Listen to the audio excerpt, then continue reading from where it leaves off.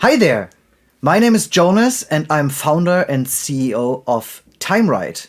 So I'm telling you something about what we actually do at TimeRide. Well, TimeRide is basically the dream of mankind to travel through time. I mean, you know that from Back to the Future or other movies and books, that this is a big dream through generations to travel through time. And we know that in reality, we can't do that, but today we have virtual reality and we can create an almost perfect illusion of traveling through time. And that's what we do since 6 years. TimeRide was founded 6 years ago. And 5 years ago, we started our first location-based time travel in Cologne, actually, here at Altermarkt. Yeah, what do we do there? Guests, normal guests, come to us, even tourists or residents of the city. They come to us and join us for a time ride. It's 3 experience rooms, also with films or other media. But the highlight, of course, is the 3rd room, where you actually have a vehicle, kind of a cable car or a carriage. And there you sit down, you put on the VR headset, and you go virtually on a tour around the city. For example, in the 1920s or even in the Baroque time in Dresden, for example, we have a Baroque experience. So you travel back in time to a specific time period, which is important for the city that is hosting this time ride. So it's basically a combination of entertainment and, of course, education. And this is making it very special. And for us, it's very important that these time rides, these time travels, are the most authentic, historic, correct versions of a time traveling experience that we can create today. So what kind of makes us special? That we have our own history and narrative team that really works for us and works with our 3D artists together to create this content. Yeah, and this makes our success. We are the successful provider of virtual reality-based time travel, and also winner of some awards. For example, the German Tourism Award, or also the Bavarian Founders Award. With us, over 700,000 visitors went on a time travel at our TimeRide locations. So we have locations in Cologne, Dresden, Berlin, Munich, and Frankfurt, and hopefully more to come. But how does this work? How the products are developed? I want to tell you now. So we basically have 3 different product lines. The first one, it's the biggest product line of us, it's what we started with, is our location-based time travel experiences, the so-called TimeRide Senseums. Yes, actually Senseum is a neologism from us. Of course, it says like it's kind of the museum, but we are no museum. We are actually a senseful a place, and that's why we put together the sense from having different senses. You see something, you hear something, you also feel something when you're in the virtual reality. So you feel a little bumping of going down virtually the road. So we trigger different senses, and that's why we call it a senseum. And there are, of course, the highlight is the virtual reality. Again, where you sit in a vehicle, for example, a cable car or also a carriage. In Berlin, it's a bus because we're going back into time of the Cold War in the 1980s. So we're basically traveling on a bus. So the vehicle is, of course, not really driving around in the outside of the store, but is, of course, placed in the store. So we create the moving part in the virtual reality and helping this illusion with butt kickers. So from downside. There are butt kickers, and they keep this make it a little noise, and you feel it in your butt. That's why it's called a butt kicker. The moving part. In some locations, we also have wind. For example, if you go in a carriage, which has no roof, so you basically can feel the wind coming in your face while driving down the road, which makes it very realistic, and you really feel present in the virtual reality. This is, of course, the big highlight where most of the people come to us. But in the beginning of TimeRide, there was also the concept that we are not just virtual reality, but we are doing a time travel. And for many visitors of us, it's the first time they're using virtual reality. So still, until today, we have like over 50% of our visitors are doing their first virtual reality ride with us. So basically, there was the idea that we not just start with virtual reality and put them into it, but just on kind of a timestamp to the virtual reality, and also to have it as a highlight to kind of come in, because everybody knows this.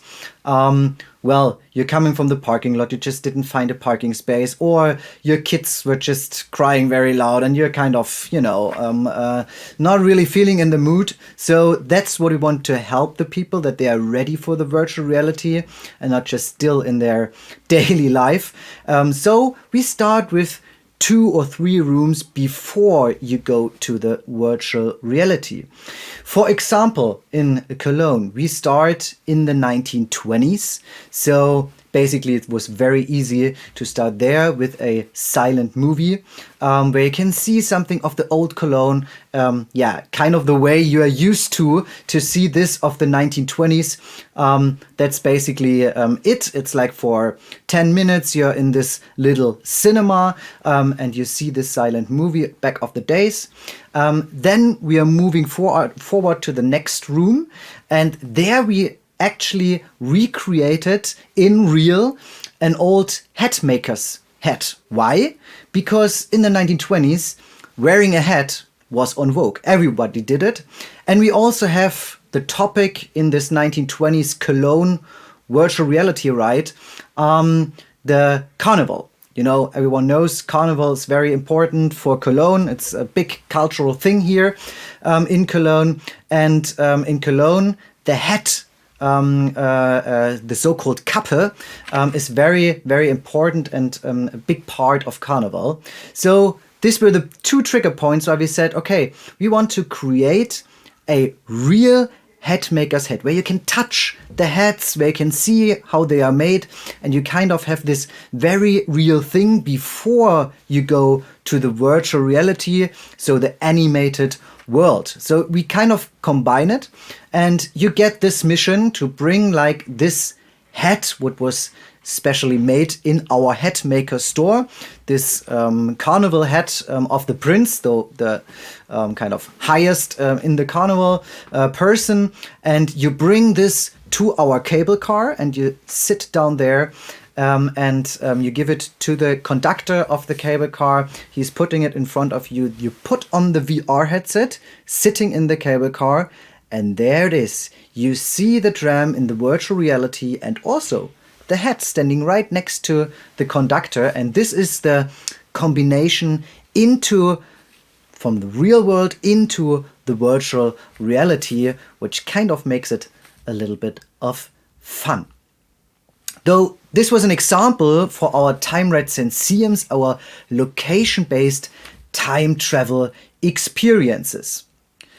You all know that the last 2 years, were kind of hard for all the attractions, location-based attractions, for all the restaurants and all this. And of course, we were hit as well, so we had to close down all our stores. And after March 2020, when we had to close down, just like 1 month later, we were thinking, okay, what can we do now? And we already had a concept in mind before COVID, but we never had the time of actually operating and doing it, of going with the VR headset in the outside. Every one of you knows walking tours. It's a very known and famous thing of getting to know another city where you are going to as a tourist. Not everyone is liking it, but a lot of people are doing it and they love it. And there's this one moment where you're standing at a nice plaza or looking from the river onto the city. And especially in Germany, you know, a lot of old buildings were lost in World War II. So the city's changed a lot. If you look at Cologne, but also Berlin, Dresden, and so on and so on. So you have very different cities, and everyone is asking themselves, how did the cities look back in the days? So today, basically, most of the guides, they are showing you this little postcard and saying, oh, look at this. This was 100 years ago. And you're like, huh? What? I can't see anything. So basically there we step in, and there is the virtual reality. You have the mobile virtual reality headsets, and you put it on the spot where you want to see it, and you see the same site, the same plaza, 100, even 200 or 1,000 years ago, depending on the story, what you want to tell. So we started this in July 2020 in Cologne, and now we are with the same kind of product, of course, even with a different production, in Cologne, in Dresden, in Munich and Berlin. And in a moment, I want to tell you a little bit more about TimeRide Go. That's what it's called, because you go outside. TimeRide Go in Berlin, how we did make this. But before, just to conclude it, we have next to the TimeRide Senseiums, the TimeRide Goes. We also have a new product line, which are kind of stories to a kind of a topic. So what we basically did, our first small just virtual reality experience. So you just do the virtual reality. So it's different than the Senseiums. It's different than the TimeRide Go, because you're not going outside. You're just doing, like, for 10-15 minutes a virtual reality kind of cinema. So you just put on the headsets, and therefore we are doing different stories. And the first one is, of course, the story of Germany. So of course you cannot tell in 10 minutes the whole story, the whole history of Germany, but you can give a glimpse and you can make a little appetite for history. And that's what we're basically doing, especially for international tourists. And of course also for school classes. So they are always asking us, do you have like a small product? Because we don't have time, we need to go to the next one, like for 10-15 minutes. And that's what we basically did with the story of Germany. And right now we are showing it in Berlin, right next to our Senseium. We have a little another location, and there you can do the story of Germany. And of course, for the finishing part, we also do contract work, like commissioned work. We started this also during COVID, actually. So before we were just producing with our TimeRide studios, so where all the 3D artists, character designers, historians are working. So the TimeRide studios. So we did there mostly just new TimeRide Senseiums, so our first product. So during COVID, we couldn't grow anymore with other TimeRide Senseiums. Hopefully we can start this in the future. But right now we are also focused on doing contracted work, commissioned work. So for example, we do it for the public hand, like other cities. We did a very nice time travel for Saarburg. It's a very cute, nice city near Luxembourg. Very tasty wine region there. It's awesome. I just can tell you, go there if you have the chance.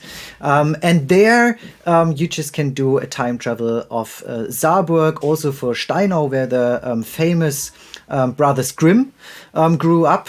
We did there another TimeRide Go for Steinau, where you can walk around this beautiful, nice little city.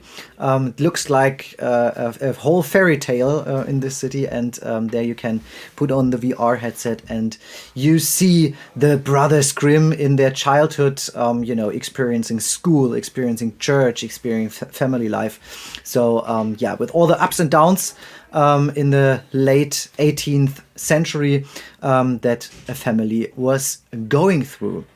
And of course, we also did something for companies, for example, Mercedes, Daimler, also Haribo with their 100th anniversary in 2021. So this was also very nice time travel experiences. So we also do this kind of commissioning stuff. But of course, next to the contracted work, we love to do our own products. So we're not only producing and creating them, but we also operate them with our team in our locations, or again with guides, TimeRide Go, and of course also marketing and selling them in the locations or in the cities where we are. So let me talk some more about TimeRide Go, because this is one of our newest products in Berlin. So how do we produce these time rides? Well, as I said, let's talk about a little bit this TimeRide Go. Of course, it's a different kind of production than a TimeRide Senseium, or the virtual reality for a TimeRide Senseium. So how do we basically do a TimeRide Go? Of course, you need the mobile headsets. So basically, there is a rendered 360 degrees video. What we first, of course, recreated the whole scenery in 3D. We use basically, of course, different programs for it, and put it all together in a game engine, and then we render it. So that is basically how we do it for the TimeRide Goes. Differently, of course, in the TimeRide Senseiums. So there we have actually VR headsets, for example, the Oculus Quest. And behind each Quest is a gaming computer and with a big graphics. And there we do real-time rendering. So this is basically, from the technological point of view, talking the difference between the TimeRide Goes with the mobile VR headsets and the TimeRide Senseiums with the gaming VR experience. So I'm talking about the Go now, and in the beginning, it's if you're thinking about Berlin, it's of course Berlin. It's had so much history, and if you want to walk through Berlin, of course you can just do, a small portion of Berlin. So basically the best way is always like 2.5 kilometers. So if you have been to Berlin, in 2.5 kilometers, you're not coming very far in Berlin, because Berlin is really, really big.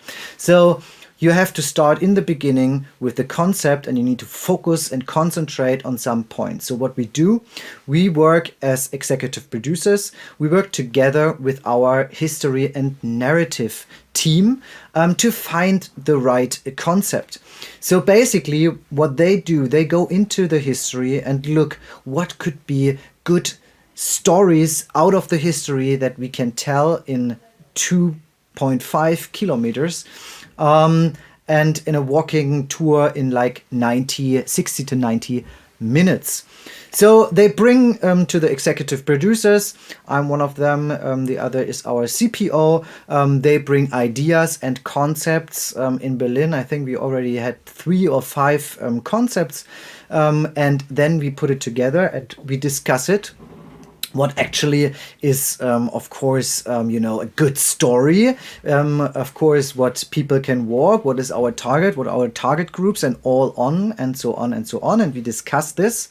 And if we cannot decide really good, we definitely, we like always do this, but we definitely ask also our marketing and sales team, and of course our team, our location team in this case in Berlin, what they think. Because, I mean, they have to sell it to the people, and they have to go out there and they have a very good feeling about what can be sold, and it's of course different from city to city. In Cologne, for example, we have also residents who like to go on a guided VR tour in their city. In Berlin, not so much. You have more the international tourists and of course the school classes. So this was the thing what we wanted to create for TimeRide Go Berlin. Yeah, and basically our location is near Checkpoint Charlie. We had a very fine thing, so we started to think about the 20th century, because Berlin is, standing for the dramatic 20th century as a city, because there's so many changes which were in world history took place in Berlin. So we focused on the 20th century because it's a very interesting part for international tourists, but also very interesting for the school classes. So both main target groups were kind of, with this product, we had a good feeling about this, and to make it sellable to this target group.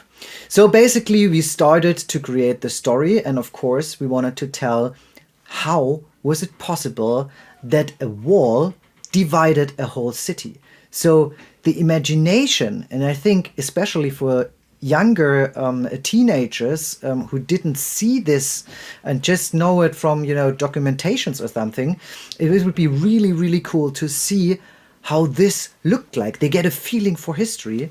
So the basic question for this TimeRide Go is, how was it possible that there is a wall in the divided Berlin? So yeah, then you need to start on some point, and I think, of course, there's the reason of the Cold War, there's the reason for the Cold War, there's the reason of the Second World War. For the Second World War, there's the reason of the First World War. Very basic, but basically, of course, everything is building up in history. And for the First World War, of course, there's also this, imperial thinking in Europe, and especially in Germany. So basically there we wanted to start with the Prussian Berlin around 1900. And that's one of the first, virtual reality places where you go. Then we go on to the 1920s at Potsdamer Place, where you can dive into the wild nightlife at Potsdamer Platz. We go on in history to the Nazi time, Third Reich, where we see the chancellery, what Hitler built it for himself, where he demonstrated his power during the late 1930s, in the beginning of the 1940s.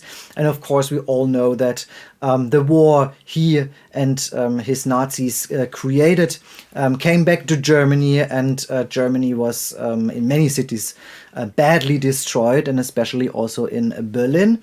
And yeah, there is this very special moment where you're standing in today's Berlin, and you put on the VR headset, and then you're standing in ruins, and you're not standing anywhere, but in this moment the ground floor virtually is opening, and you can see down in the Führerbunker, and you can see where for the last months of the Third Reich was, the kind of headquarter of Hitler and his guys.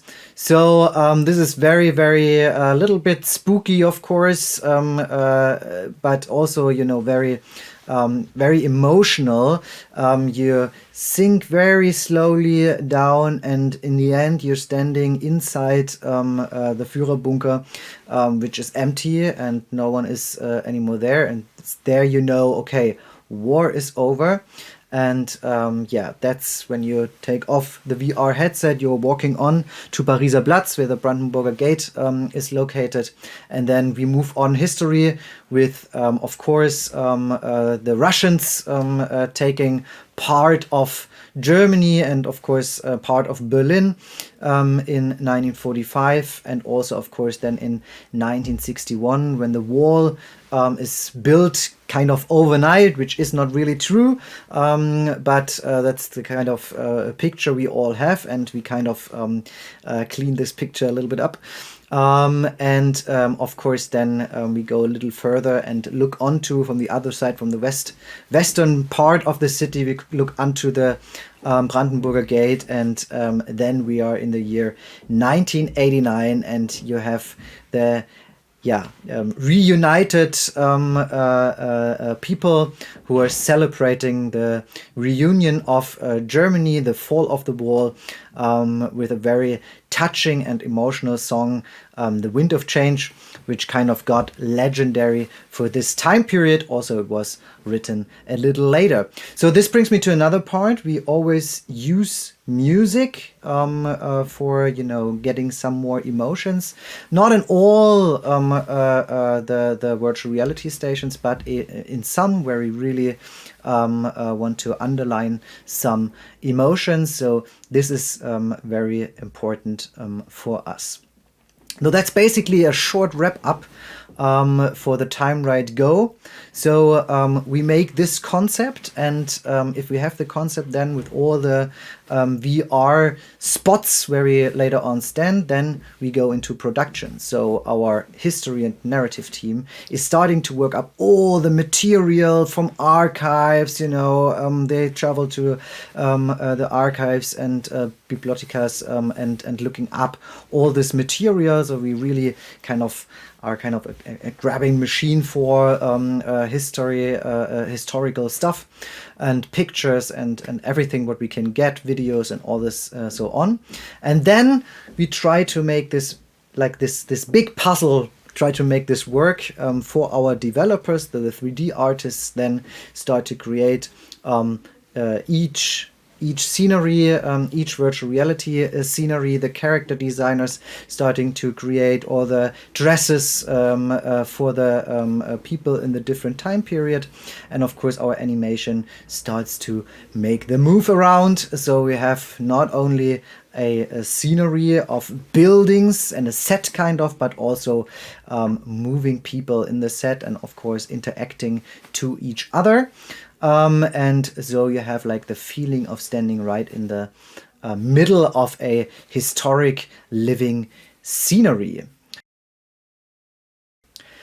So I hope I could give you a little insight about producing and operating time rides, time traveling experiences. And if you like it, we are looking forward to seeing you in whatever time you would like to, in Berlin, Dresden, Munich, Cologne or Frankfurt. So stay tuned for the future.